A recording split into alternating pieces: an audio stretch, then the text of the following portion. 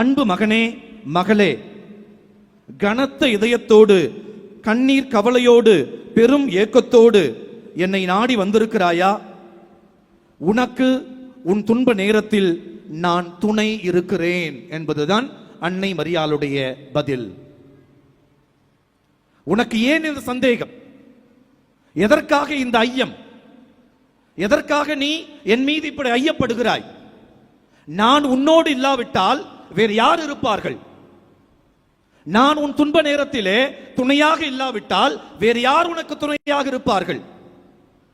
நீ என்னுடைய மகன், நீ என்னுடைய மகள், நீ என்னுடைய பிள்ளை, உனக்கு நான் துணையாக இருக்கிறேன் என சொல்லி இன்றைக்கு பூலோகம் போற்றும் இந்த பூண்டி தாய் நம் எல்லோருக்கும் ஆறுதல் வார்த்தைகளை தருகின்றாள். எப்பேற்பட்ட துன்ப சூழலாக இருந்தாலும் உன் துன்பத்தில் நான் இருக்கிறேன். அது இந்த உலகத்தை விட மிஞ்சிய துன்பமாக கூட இருக்கட்டும், யாராலும் அந்த துன்பத்தை போக்க முடியாது என சொல்லி எல்லோரும் கூட சொல்லட்டும்.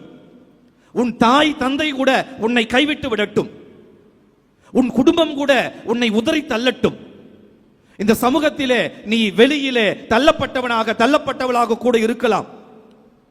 ஆனால் பூலோகம் போற்றும் பூண்டி புதுமை மாதாவாக இருக்கிற நான் உனக்கு ஆறுதலாக இருக்கிறேன். உனக்கு